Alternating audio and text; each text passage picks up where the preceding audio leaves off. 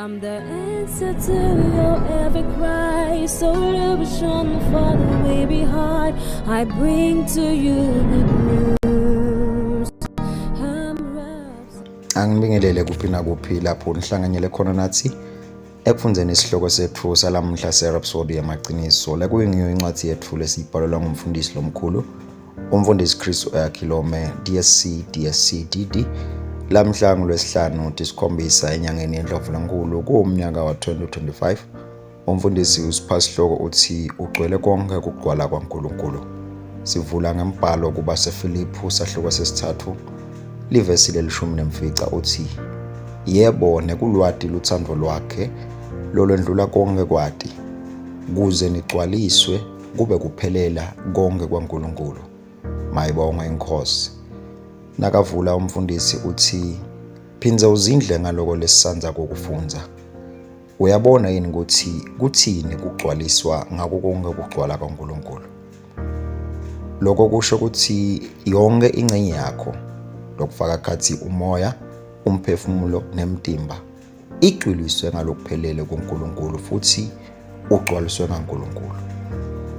Ugcwele uNkulunkulu.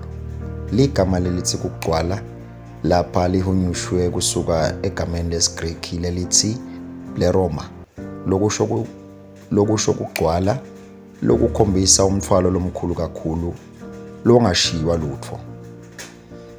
Ngaleyo ndlela uphelele, ugcwele futhi uphelele kuNkulunkulu. Ugcwele ngaloku ngabekiswa njengemthwalo lomkhulu waNkulunkulu. Mayibonge inkosi. Nawufundza kubaseKolose sahloko sesibili livesi le-10 Paulo uyaqinisekisa ukuthi nani-ke seniphelelisiwe kuye yena lo yinhloko yemibuso neyamandla onke. Uyachaza umfundisi uthi wena ungupleru uphelele kuye. Bonke bukhona bakho, yonke imicu yekuba khona kwakho nyalo seyigcwele Kristu. Lena impilo yemKristu. Leliciniso lisho ukuthi njengemKristu sihlangene naKristu ngendlela lemangalisako. Asigcwalisa ngaKristu kuphela, kepha singumtimba wakhe. Mayibonge inkosi. Encwadi yabaseFesu ufundze sahloko sekucala suka evesini le-22 kuye evesini le-23 uyachubeka ichaze lokho ithi uNkulunkulu wabeka konke ngaphansi kwemandla akhe, wambeka ukuthi abe yinhloko etikwako konke ebandleni. Libandla lingumtimba waKristu. Lokuphelela kwakhe kuphelelisa konke kuko konke. Amen.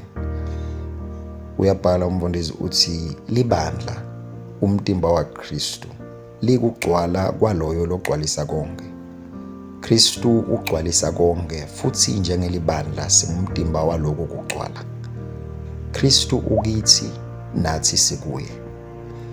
Uthi umfundisi akumangalisi nawufundza incwadi yabaseFesu sahloko sesihlanu livesi le-13 ukuthi ngobe singemalunga emtimba wakhe, inyama yakhe nemathambo akhe. Makabongwe uNkulunkulu.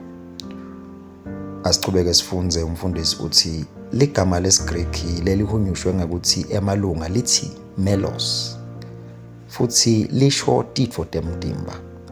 Lokho kukhuluma ngekuhlangana kwethu lokusedvude kanye nebunye lobungahlukaniseki naKristu. Asihlukani naye, simunye naye. Lokuhlangana kuphelele kangangekuthi kususa noma ngikuphi kugula, tifo noma kwehluleka. Ngisho ukuthi asucabange ngako. Uma ugcwele Kristu, ukugula noma tifo utawuvelaphi? Kungendeka njani ukuthi kube khona lokungcolile kuwe nangabe kugcwala kwaKristu kugcwalisa yonke ingcenye yobukhona bakho? Kuphila kwakhe kugeleta kuwe. Lokhu ngumqondo loliciniso webuKristu. Onke malanga hamba ngekucaphela ukuthi Kristu ugcwalisa yonke ingcenye yempilo yakho. Akagcini njengekuba nawe, kepha ukuwe nawe ukuye. Ukugcwala kwakhe kuliciniso lakho futhi kufanele uphile ngekuvumelana nalelo liciniso. Ligama leNkosi malibongwe. Ngiyawucela sisho umthandazo, ngidawusho lamagama emva kwami. Babe lothandzekako, ngiyabonga ngekungengambulela liciniso lekuthi ngigcwele kugcwala kwaKristu. Ngigcwele wena, umoya, umphefumulo nemtimba. Ngibe munye nawe ngendlela lengeke yehlukaniswe. Ukugula, tifo, kwehluleka nekuhlulwa kude indzawo empilweni yami, ngobe ngiphelele kuKristu. Ngihamba kulokugcwala ongemalanga, egameni likaJesu, amen. Nawuqhubeka nesifundo, utawufunda incwadi yabaseKolose sahluko 2, ufundze livesi lemfica nelivesi lelishumi. Ufundze kubaseFesu sahluko 1, amavesi 22 nelivesi 23. Ufundze ngeluhumusho lwe-Amplified Classic. Uphindze ufundze incwadi yabaseKorinte yokuqala sahluko 6. Ufundze livesi lelishumi-7. Na ufundza lihlelo lokufundza iBhayibheli ngeminyaka munye. Utawufundza incwadi yaMakho, ufundze sahluko 12. Uqale evesini lelishumi-8 uyogcina evesini le-44. Uphindze ufundze nencwadi yaNumeri, ufundze sahluko 20 kanye nesahluko 21.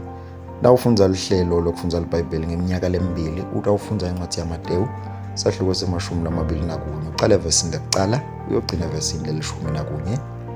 Bese ufundza incwadi yakhe-Exodus sahluko 16. Ligama lenkosi malibonga. Sithemba nibuzisekile nisafundza nathi irhapsodi yemaqiniso.